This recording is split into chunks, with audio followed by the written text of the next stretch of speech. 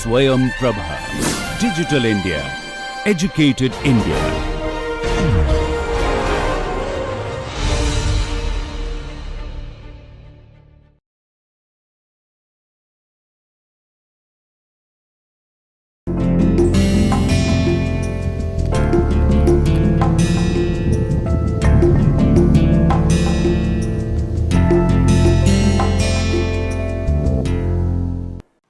Welcome to NPTEL's course on communication skills. In the first introductory module and the very first lecture, we looked at the introductory aspects of communication skills. We looked at the need for communication. More specifically, we looked at the need for effective communication. I discussed about the modalities of communication and then how you can make your communication very effective. I also hinted at the fact that there are some barriers which will actually prevent you to make your communication very effective. In this module, module number 2, lecture number 1, we will focus on the barriers to communication. And there is a second module in which we will focus on miscommunication. First about the barriers to communication.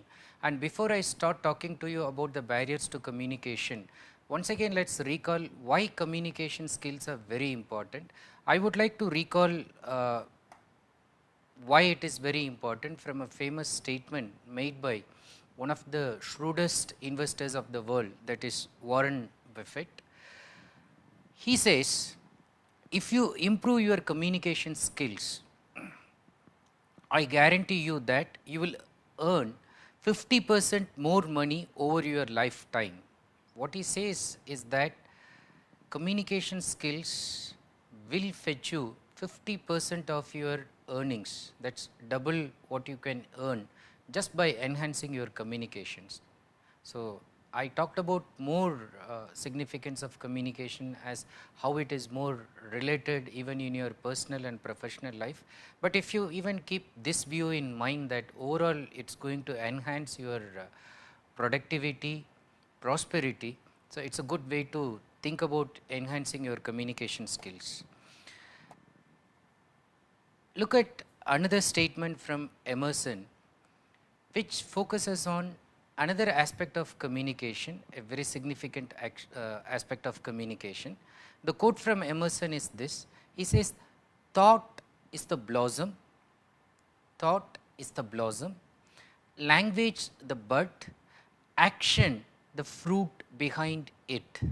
Now I would like to read action here as communication, because communication means action, reaction, interaction as well as transaction. So all actions put together we call it as communication. So if you apply what Emerson says, he says thought is the blossom, okay, so it looks like a flower, language the bud, action the fruit behind it. Okay, so if it blossoms well, you get the fruit out of it. So if the thought is clear, so then the communication is effective. But in between, as I said, there is this process of action, reaction, and then there is interaction and transaction. Unlike what Emerson says, communication process is not that easy and it is not as natural as a leaf to a tree. It will not be that spontaneously happening, the flow will not be that easy. Why? Because there will be some kind of barriers, and that is the focus of this lecture. In this module and particularly in this lecture, you will learn about barriers to communication.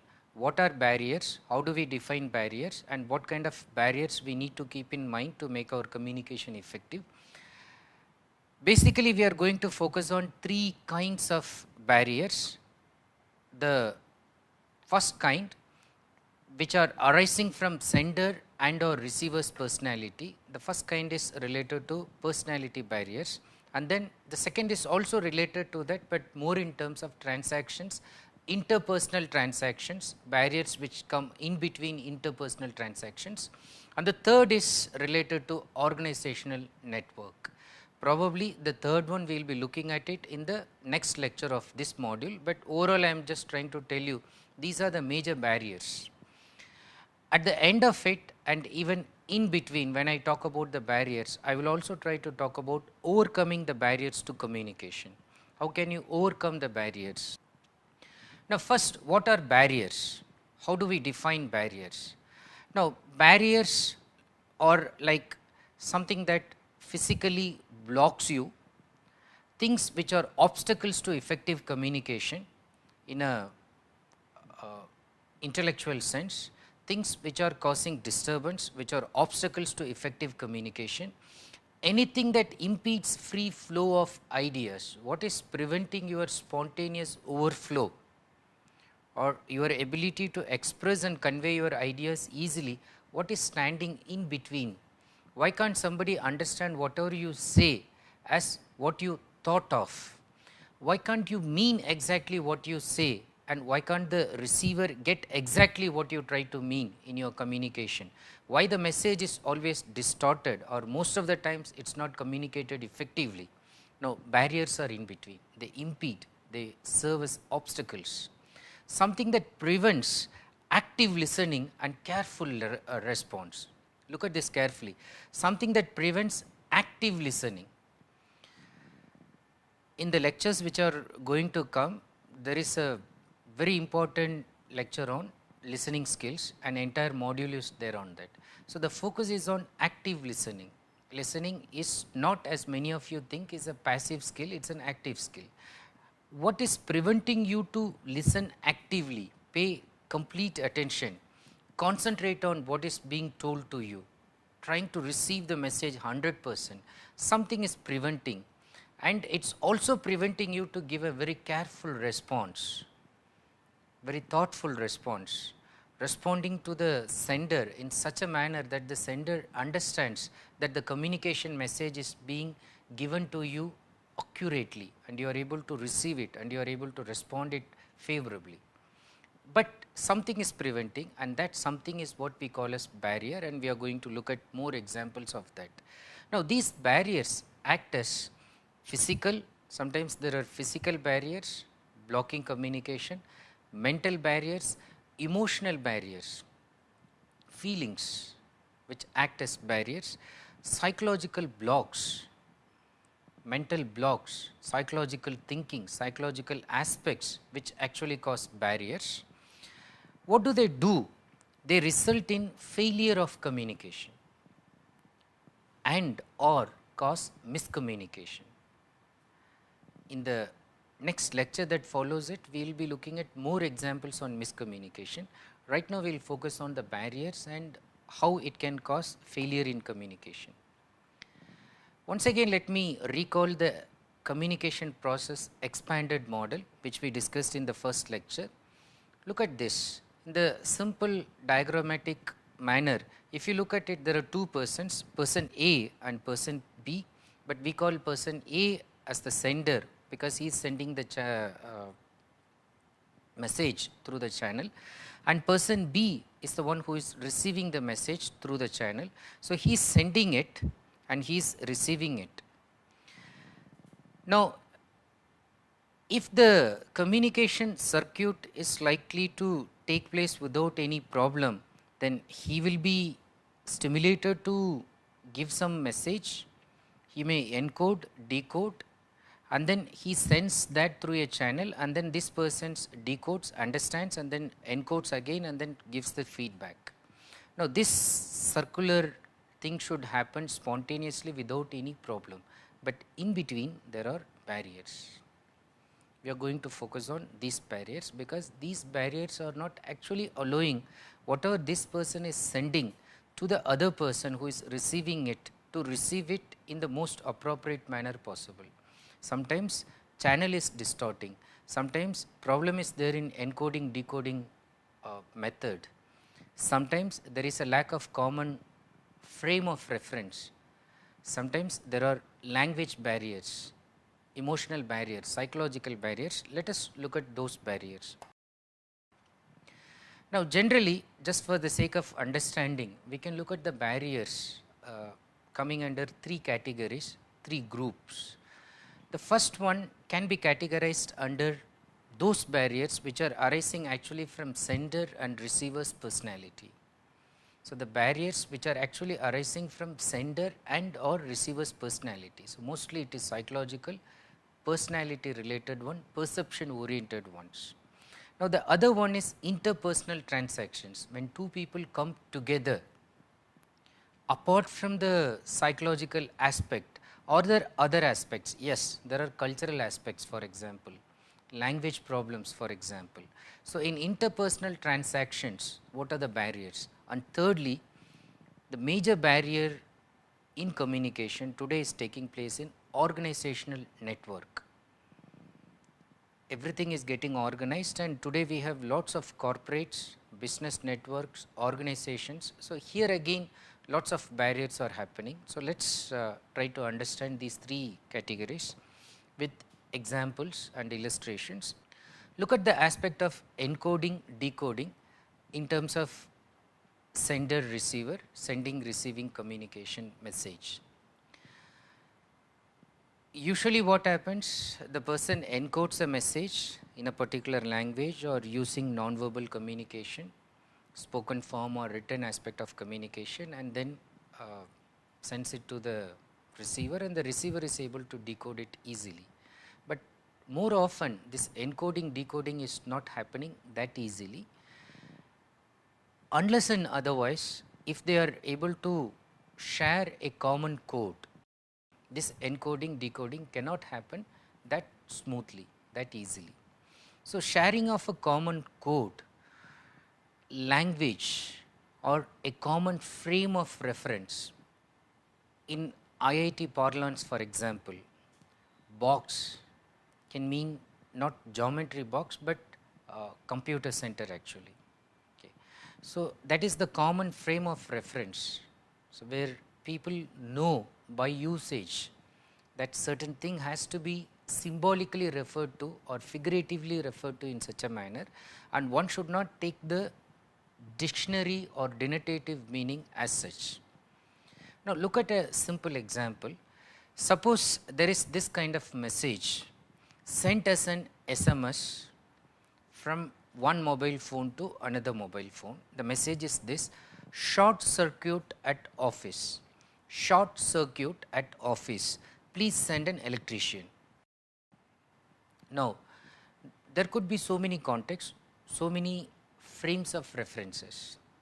A simple one like the manager telling one of his subordinates that there is a short circuit. So, when you come back, you send an electrician, find somebody on the way and send the person for repair. Absolutely clear. But it need not be electrician as such. Short circuit need not actually refer to the electrical short circuit, especially if the context will change. If it happens to be spy stories, for example, if James Bond is sending this message to his boss M or to another spy, and this is the message, and if this is sent, so short circuit at office could mean as well my partner is kidnapped. It could also mean my assistant is killed. Send someone for my help. So, you send a substitute, you send another assistant, which means send an electrician who will come and fix the job. So, depending on the frame of reference, the meaning changes. The person who knows the common frame of reference will be able to encode, decode smoothly, and the barrier will not happen. But if this common code is missing, language there is problem, and then common frame of reference is absent, so then it will not be possible for you to encode and decode properly. Look at another interesting example that happened between sender receiver.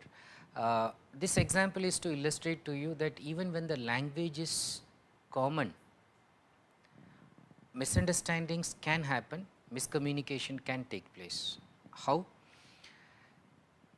When the sender is not clear about his her objective, or inappropriate use of language, or the sender uses the language not in the most appropriate manner possible, leaving some sense of ambiguity. For example, I am just going to narrate to you the real incident of an American tourist who missed a flight just because of a communication gap. Now, let us look at this. The housewife happens to go somewhere. She is a tourist, and then she has come back, maybe traveled quite a lot, and then she is wearing very gaudy dress, costly necklace, earrings, bracelets and all that. So, very nicely decorated also, and she has lot of baggage along with her, and suddenly the customs officer stops her, the security stops her, and then he goes for a thorough checkup. So, he calls for a female help, and then they even take her personally, they check her belongings, they frisk her thoroughly. They kept on doing this for more than an hour. At the end of it, they said that, okay, fine, ma'am, you can go. And then she was wild. She got angry because they delayed her, she missed her connecting flight. Okay, because they caused lot of delay in checking her belongings, so she had to miss her connecting flight. Then she got wild, and then she asked the person who checked her, she asked that, officer, what is this? Is it just fun? Is it your way of harassing some people who fly randomly, and then you just wanted to have some fun, or is it your routine checkup and then I was victimized, I lost my connecting flight? So, what do you say for this? And then the officer replied, ma'am, it is not like that. Then why? Ma'am, it is about your occupation. So what? So, I asked you about your occupation, and then you said you are a nun. What did I say? Actually, what the housewife said was this: when he asked for her occupation, she didn't want to tell him that she happened to be a housewife, so she simply said nun. Now, the confusion here is, the housewife said that her occupation is nun, N-O-N-E, meaning that no occupation, no specific occupation, she didn't want to say housewife. But the officer understood her as a nun. Now, his confusion is, if she is a nun, N-U-N, and if she is a sister. Okay. Now, if she is not looking like this and she is looking like somebody who is more interested in worldly pursuits, materialistic life, and he couldn't believe that. Was she telling a lie? So, he was not sure. So, it is just between this confusion that happened, same pronunciation, different spelling, different meaning, and it caused the lady to miss her flight and caused lot of misunderstanding between both the sender and the receiver. Now, if you look at this case, both of them happen to be Americans. Both of them happen to be the native speakers of English. There was absolutely no problem in terms of speaking the language. There is no problem in terms of pronouncing the language correctly. But the problem happened because the sender didn't bother to tell the other person clearly what she meant when she said nun, and also the receiver took it for granted. When she said nun, he took it for granted that that is her occupation, and for a while he did not think that nun could also mean nothing. He didn't think that way. He didn't clarify, she didn't explain, she didn't elaborate more. She didn't had a small doubt as why he was doing this continuously. He also didn't seek clarification. Now, if both had come down and then try to use a better word or try to seek clarification, this could have been sorted out. But this is an illustration to tell you that in spite the fact that you speak the language correctly, you pronounce the language correctly, then also communication blunders, communication mistakes can happen like this. That is because the sender or the receiver, they are not having a common frame of reference, they are not willing to use the language in a very appropriate manner. Look at some more examples, it will become easier. I am going to give you another example where the receiver is unable to understand and interpret the message properly. This is an interesting example from a classroom situation where the teacher happens to give a message and then one of the students could not get the message correctly. So, let us see how it happened. This teacher, thinking that he will be able to give the message very clearly, he wanted to demonstrate that. Instead of going and giving a lecture as such, he wanted to demonstrate it. So, what did he do and what was the message? The message was this: he wanted to tell the students that drinking arak, drinking liquor, okay, or taking drinks, okay, any kind of alcoholic drinks, he wanted the students to know that will be harmful to their health, it can even kill them. In order to illustrate this, what did he do? He went to the class with a bottle of arak, and even there it was written as arak, the crude form of liquor, and the smell itself was so pungent that in the entire class they could smell it as soon as he took the bottle. And he had another small transparent container in which he had just picked up some earthworms from the garden on his way, and the earthworms were alive, kicking, wriggling, moving around. So, he just showed them those two bottles. He did not tell what he was going to tell them, but he wanted them to take the message. So, now the teacher is the sender, he is going to give a message. The message is drinking liquor in any form is going to harm you. So, what did he do? He took the bottle and then he showed it to the students. He asked the students, do you see what is there in this bottle? So, they said, yes sir, we can see. What is it? They said, sir, arak, arak. Okay, how do you know? Sir, it is written there and as well as we could smell it. So, it is very bad, it is smelling so bad. Okay. Now, what do you see in this small container? So, they said, sir, we could see earthworms. So, are they alive or dead? They are alive, sir, they are fully alive. So, we could see them moving. Okay. Now, see what happens. He started picking one earthworm after another. He picked one, dropped it in the bottle. Now, he dropped it slowly, but then as soon as the earthworm touched the arak, so it started wriggling very fast, it moved here and there, but then after some time it could not move, it became flat and slowly it settled down, it died. He took another one and then he dropped it. So, the students were watching with enthusiasm, interest, some were very sympathetic and they said, oh, they are dying. So, he dropped one after another until all the earthworms were dead. Now, he showed the bottle, he asked them, now can you see this? They said, yes sir. Have you got the message? Yes sir, we got the message. Have you understood it clearly? They said, yes sir, we have understood the message very clearly. Now, what is the message? Can somebody tell this?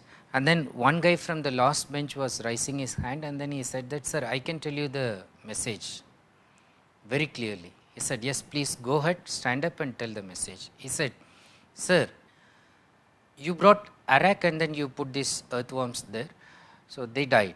So, the message is this, that if you drink arak, if you take liquor, it will kill all the worms in your stomach. So, sir, he said, we should be drinking arak every time we take food, we should be drinking some kind of liquor every time we have some trouble in stomach, so that it will go and kill all the worms in the stomach. Now, the teacher was totally bewildered. So, the message he wanted to give was, He wanted to tell the student, look, if you take arak, it will kill your stomach itself, it will kill your digestive system and it will eventually kill you. So, in order to show that, he wanted to tell that how sensitive your stomach is, just like the earthworms. If it can kill the earthworms, it will kill your intestines also. So, take care. So, avoid taking this. But he took the contradictory, the opposite message. He thought that probably the teacher is telling us to take this, and then he wants us to take this regularly so that we can keep the system purified. Now, what happened here? The sender went with the best of the intentions. The receiver was very attentive. He listened to the entire thing properly. But the message that he took out of this, he was not able to understand, interpret, make inferences.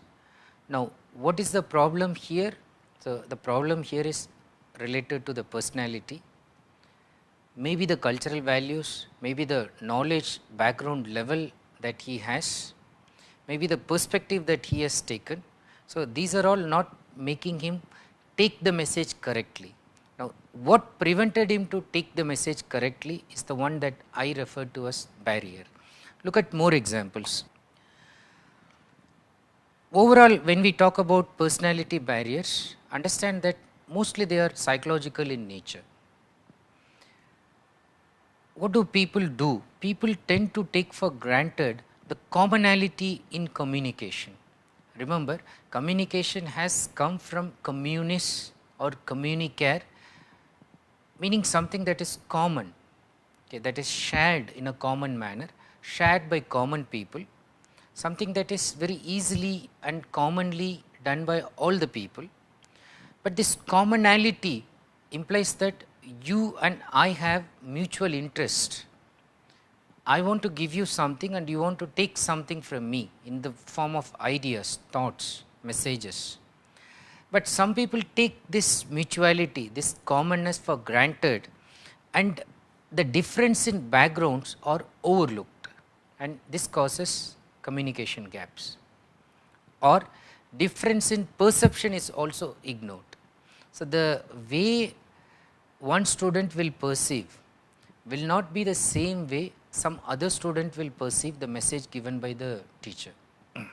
However good, however effective, however powerful, however illustrative the message could be, but the student, if he or she has a different perception, if there are perceptional barriers, so then the message could not be received by the student correctly.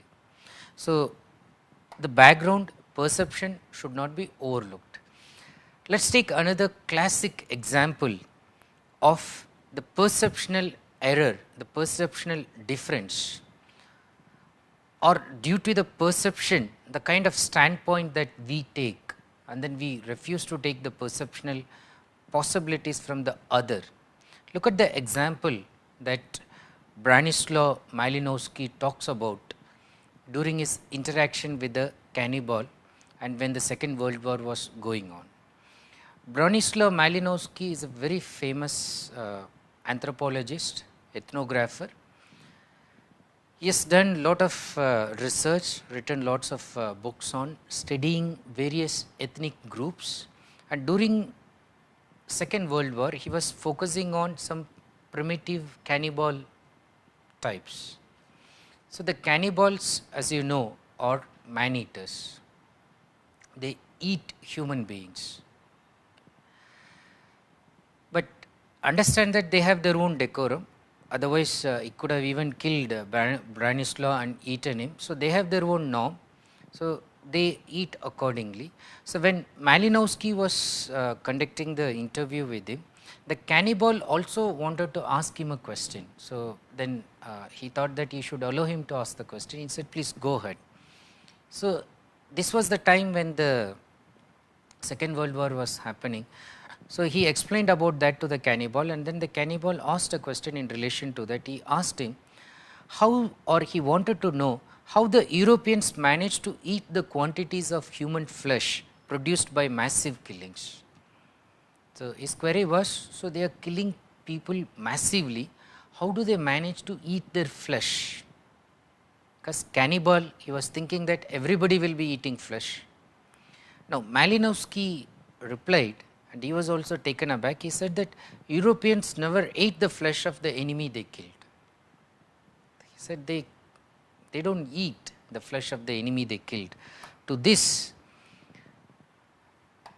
a very shocked and surprised response came from the cannibal. The cannibal was shocked. So he asked, "What kind of barbarians are you?" He asked in horror to kill people without any real object. So he said, he implied, "You cannibals, you barbarians, you brutes, you kill people without the objective of eating them, then why do you kill and why do you waste their flesh?" Now, what is interesting here is the perceptual difference. Malinowski, thinking that he is coming from the civilization culture, and then he thinks that killing and not eating is a very civilized form of living. Whereas for the cannibal, who eat human beings on purpose, but will not kill human beings without any purpose, especially the purpose is not of eating the flesh of the human beings. So he was shocked, and this is a classic example of how perceptions differ. The civilized beings think that the cannibals are brutes, and the cannibals think that the civilized ones are barbarians who kill people, but they don't eat the flesh of the people whom they kill. Now look at next two pictures quickly and tell me what comes to your mind first. These are to tell you the perceptual differences. Look at these pictures. What comes to your mind first? Do you see the white vase or a wine cup, or do you see the dark faces, maybe a young couple, they are about to kiss each other? Do you see them or you see the vase? Some of you see the dark people who are there. Some of you must have seen the cup immediately. How do you call this? When a cup is filled with water partially, so you call this half empty or half full. Now psychologists say that if you say that this is half empty, they say that you are a pessimist, and if you say that this is half full, they say that you are an optimist. So they say that it brings out two different shades of mankind, the thinking. So that the optimist always looks for something that is positive, and the pessimist always looks for something that is negative, that's gloomy. Same thing with white and black. So whiteness indicating purity, purity of thought, darkness indicating gloominess, negativity. So they say that looking at the picture, something strikes you first, but that is not to do with your eye, but that is to do with your mental, intellectual perception. So when even in a picture, if mankind can see things from two different perspectives, understand that even in communication, you are doing the same. You develop multiple perspectives. Now to continue with personality barriers, what contributes to one's perspective? Why should some of us always look at the gloomy side and some of the others always look at the positive side? Why is it that happening? Now if you look at it, the factors that contribute to one's perspective could be because of the socio-cultural milieu, the society and the culture that the person is surrounded with gives a perspective. Right from the birth, the parents, the neighbors, the school, the church, the railway station, the bus stop, the cinema theatre, the drama that he saw. Now all these things gives him a kind of perspective. One's interpersonal experiences, so the way a person was interacting with somebody while he was growing up, was the person an introvert, more intrinsically oriented, keeping thoughts to himself or herself, or was the person an extrovert, very outwardly speaking, socializing, interested in making friends? Now, depending on these two aspects, whether the person was an introvert or an extrovert, the interpersonal experiences are being gathered. You make friends, you do not make friends. You make many friends, you make only one or two friends. You do not make friends. Now, that determines your interpersonal experiences. The temperament, soft, hot-blooded, cold-blooded, angry, can be provoked easily. What kind of temperament? And the personality as such, pleasing, affable, no, unapproachable, looking to be very harsh in demeanor. Now, how do you look at the person? And the person's ideas and values. The ideas and values will also give a kind of perspective. The person's position in life. I am going to elaborate more on this, because it is very interesting to note that as you climb the social ladder, you take so many roles associated with that. There are so many positions. Each position that you take gives you a kind of perspective. So, and then even the religious and the political beliefs, so they also give you certain kinds of notions, and which cloud your perspective or which give you the perspective. What could be the position? The position we hold gives us a certain perspective, which makes it difficult to understand others with different outlook. The position we have, we hold, will not let us take the other person's perspective or a different perspective at all. Look at this, the position of father, son. Father always says that the son is not listening to him, the son is not obedient, or the father says that there is a generation gap. But when the son grows to be the father, he always keeps complaining again against his son when he takes up the role of the father. So, father, son, teacher, student. So, again you can understand, when the student will become the teacher, the role changes, the perspective changes. But then the teacher has a position from which the teacher may be punishing a student very harshly, whereas the student thinks that the punishment is so harsh and the teacher should have been considerate, and the teacher has not understood the problems of the students clearly, because he could not put himself into the shoes of the students. Senior, junior, another interesting standpoint, position. Look at the colleges. Seniors, whether ragging is prevented completely or not, if you take a survey, it is the senior students who are more interested in having ragging in colleges. If you ask them, they say that ragging is a necessary evil. We should of course rag the students, and if you are not going to rag the students, so how are we going to culture them, tune them, nurture them, develop their personality?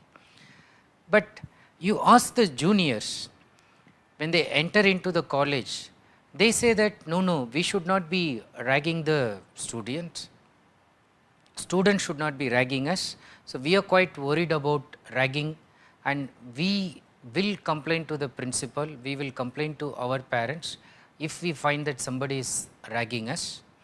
So, the perspectives change, but the same juniors, when they become seniors, they say that now we will be starting ragging. Why? Because they say that they ragged us before, so now we will do it. Now, see the change in perception between student and then they are same student, but between their position as senior and junior, so then there is this problem. Okay. The son, when he becomes the father, changes his perspective. The student, when he takes the position of a teacher, changes his perspective, and more interestingly, the junior, when he becomes the senior, changes his perspective. Look at the junior, when he enters the college, he says that he hates ragging, and he says that ragging should be punished, so it is an evil. Look at the attitude of the father of this junior student The father says that he will not tolerate any kind of ragging that will be cast on his son. Now, how is it that they change their perspective? Because they take the position. When the son becomes the senior, the father also becomes the father of a senior son. So, now when the son becomes the senior, he says that ragging is a necessary evil and we do this to develop the personality of the juniors and it should be there. So, we shouldn't be punished, it is just fun. And the father, in case the institute catches this student and calls the father to pay some amount as punishment, or they hand this person to the police. So, the father gets angry. So, he says that how come you are doing this? This is something that is happening normally. So, why are you isolating my son and punishing him? And you should be able to take it in the right perspective. Now, what is the right perspective? So, there is the problem. The father has changed his perspective. Now, other interesting cases, mother-in-law and daughter-in-law. You know that the mother-in-law happened to be once a daughter-in-law, but then why is it so many TV serials becomes big hit because they are centering on this conflict between mother-in-law and daughter-in-law? Can't there be mother-in-laws who can understand daughters-in-laws properly? Is there always conflict between mother-in-law and daughter-in-law? The reason is again the standpoint. So, the daughter-in-law, especially in an Indian context, is supposed to be very docile, submissive, obedient, respectful, showing respect, will not say any word against the mother-in-law. So, when the daughter-in-law, even after spending 10-20 years in this kind of training, when she takes the position of a mother-in-law, that is when her son gets married and a new girl enters her home as the daughter-in-law, then her attitude changes, her perspective changes.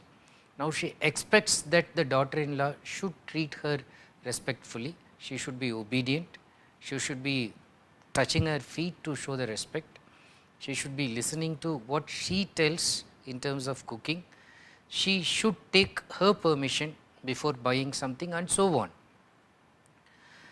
Now, between manager and worker, so the manager may be climbing his social ladder having started his position as a worker, but once he becomes manager, he maintains a distance. So, whatever he thought should be exempted, like for example coming late, when he was a worker he thought that it is something that the manager should not take it seriously, but when he becomes a manager he takes it very seriously and imposes strict rules and tries to regulate the workers.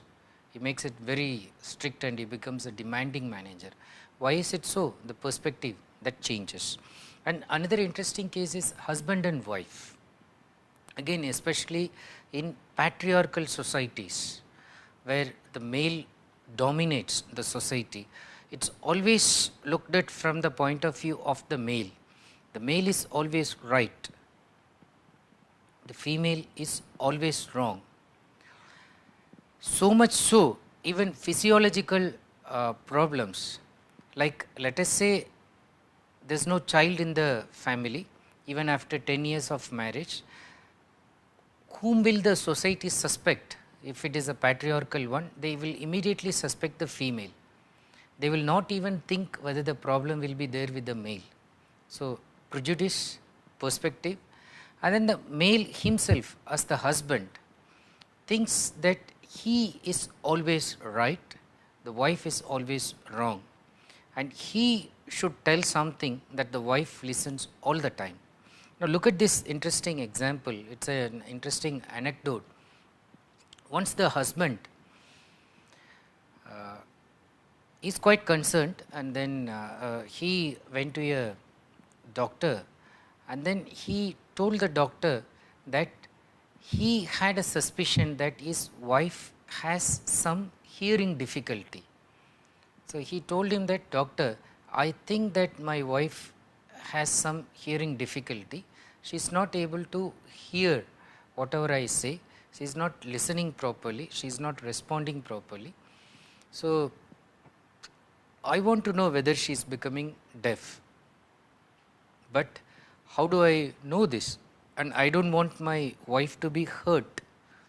I don't want her to know that I am doubting this. Then the doctor said that, oh, that's simple. He said that you go home, and then how is your home? He said that it's a kind of rectangular arrangement. Rooms are arranged consecutively, one after another. So he said that, okay, you go, just stand at the front entrance, and then you say something. And then if she doesn't hear you, go to the next door, and then you say something. If she doesn't listen to you, go to the next one. Go until the kitchen, okay, and then talk to her closely and tell me at what point of time she responded to you correctly, clearly. So I'll be able to gauge whether she has become deaf or she is losing it slowly, whether we can rectify that easily. I'll be able to tell you, just find out this and come to me. So the husband went home. So he just stood at the front door, and then he could see that after 4 rooms, that's in the 4th room, that is kitchen. So his wife was showing the back and she was cooking something. So from the outside front door only, he just shouted aloud. He asked her, honey, what's cooking? There was no response. He went to the next room. Again he shouted aloud. He asked, my dear, I'm asking you, what are you cooking? Again no response. He went to the next door, and then again he shouted aloud. He asked her, honey, I'm asking you only, tell me what are you cooking? No response. He went just close to her, put his hand on the shoulder, and just next to her ear, he spoke slightly aloud. He asked her, what are you cooking, my dear? She just looked at him and said, chicken, and I am shouting this for the 4th time. Okay, she said chicken, and I am shouting this for the 4th time. I hope you have understood the joke. What does it mean? That it's not the husband who is doubting his wife, but the wife knew already, or perhaps it's the husband who is deaf and he is not able to hear her properly, and she has been shouting. What does this anecdote tell us? Again, it tells us very clearly about the position that the husband holds, from which he could not take a different perspective, that he must be having the hearing difficulty, not his wife. He doubted that his wife must be having the hearing difficulty, that's why he was not able to get responses. Contrary to that, his wife proved to him that it was he who had the difficulty, and the wife didn't bother about it. She was managing, she was adjusting, but it was only when he wanted to experiment and find out, so the truth came out. So this is clear-cut indication that when we hold a position, our way of looking at things, especially the other person, is completely clouded, myopic, because of the perspective that the position gives us. Now, keeping this in mind will help you to always take the other person's perspective. I will come to that. Let us look at more problems that is coming because of this perspective and personality barriers. There is also this tendency to stereotype and jump to conclusions. So, when we stereotype somebody, what we do is we put them as kind of typical figures representing certain characteristic traits. So, for example, when Shakespeare portrays the character of Shylock in Merchant of Venice, so the way he has portrayed him as a Jew, indicating that Jews are very shrewd, okay, and then they will even go to the extent of taking the pound of flesh if the money is not returned. So they are very cold hearted, and so on. Now this is a kind of stereotyping. So next time you see a Jew, so you get into the mind that this kind of impression after reading the play. Now look at the categories. The stereotyping and jumping to conclusion can happen because of the nationality. When you say Indian, Pakistani, Chinese, American, European, so each nationality has certain attributes. Depending on the political affinity, you see certain country and the countrymen as your friends or as your enemies. The moment some name is mentioned, immediately you jump into conclusion and you think that, oh, this person will be an enemy, he may be a terrorist, he cannot be a friend. And somebody else from some other country, you think that, oh, he is our friend. How do you know that? Because our country is friendly with their country, and so on. Religion, as I was giving the example, Jew, Parsi, Hindu, Muslim, Christian. So each religion also attributes certain characteristics. Now these characteristics need not be universal. When you try to stereotype, what you do is you try to say that all Christians will be like this, all Hindus will be like this, and so on. Race, color. So race, you say black or Negro, white, European. So this is this seeing things in terms of race and color. In terms of work, for example, professor, businessman, smuggler. The way you look at a smuggler and the way you look at a professor, rickshaw puller, sweeper, beggar. Now suppose, let us say in a corridor, a sweeper as well as a professor both were walking by, and somebody left the mobile and the mobile was lost. Now only two people were there, one was a professor, the other one was a sweeper. Obviously if the police will come, you know that the police will first catch the sweeper and try to find out whether the sweeper took the mobile or not, and will not suspect the professor because of stereotyping. Okay. You always stereotype that the sweeper is the one who is likely to steal things, not the professor. And in truth, there is a possibility that the professor got tempted by looking at a costly mobile and he thought that nobody would be watching it, and then he took it and put it in his pocket and ran off. So that's possible.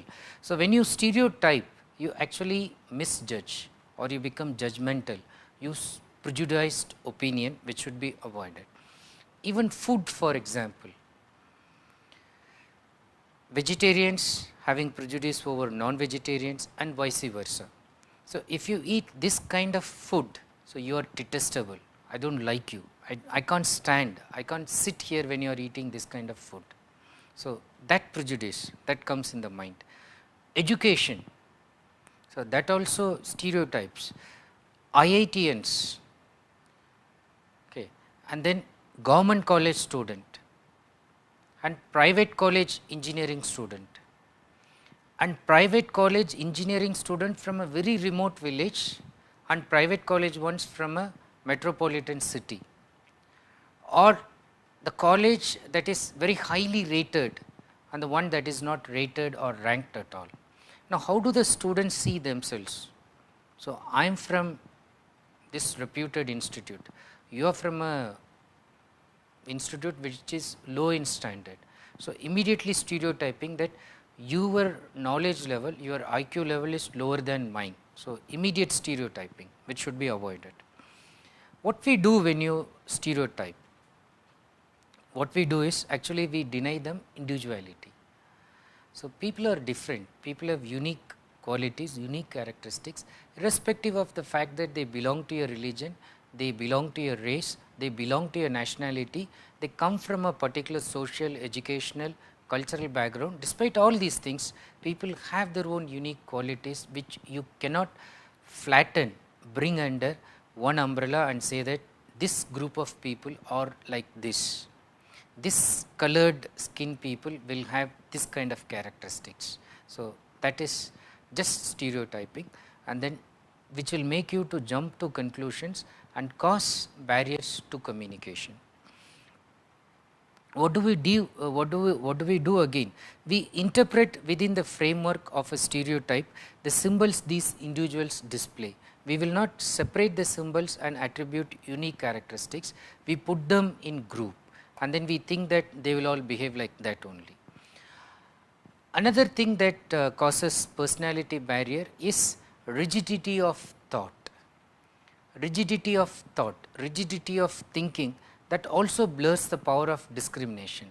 Rigidity is opposite to openness, flexibility, ability to adapt to new ideas, accept new ideas. Rigidity of thought. People who neither learn from new information nor accept any contradictory view. What do these people do when they are rigid? They will always say, when you go and tell them something, they will say that, oh, that is not acceptable, that is not the way it should be done, I cannot accept this, I do not believe this, I do not consider this to be of a standard one. So, rigidity of thinking, especially if it is a contradictory view, they will not accept it at all. Close to them is the know-it-all types. These people are the ones who say that they know everything, know it all. You can identify these people by words like all. So, they will say that all of them are like that, always, it is always done that way, everybody cheats, everybody does it that way, none will believe this, none can do this, never, it is never done, never can be done this way, nobody will be willing to do this. Now, even these kind of characteristics, rigidity, this know-it-all type, so they also act as barriers to communication. Now, in this lecture, what we have done so far, I tried to talk to you at the beginning about the significance of communication once again, and then I said that to be very effective communicators, you need to focus on the barriers. Communication is not happening as smooth, as easily as a leaf to a tree. It is not happening that spontaneous. It is action oriented, interactive, transactional. Now, in all these cases, there are sometimes barriers which are not making this communication happen effectively. And talking about barriers, I started with the first kind of barriers, that is personality barriers. And I have tried to tell you that most of them are psychological in nature. Sometimes we stereotype people, sometimes it is attributed to rigidity of thinking, the kind of people who say that they know everything, the know-it-all type. Now, with this, I conclude this lecture. We will continue with more examples on personality barriers. We go to interpersonal barriers, and then slowly we will move to organizational barriers, and then we talk about miscommunication. For the time being, we will stop here. Think over these barriers that I told you. Ask yourself, what kind of barriers came when you discussed with somebody? What would you do? What kind of position that you hold? So, what kind of psychological block is coming to you because of the position that you take? Can you take your wife's view if you happen to be the rigid husband? Can you take the junior's view if you are the senior? Can you take the workers' ideas if you happen to be the manager? Ask these questions, think aloud, and you arrive at your own revelatory ideas that will build up your effective communication. So, we will continue in the next lecture. Till then, bye. Thank you.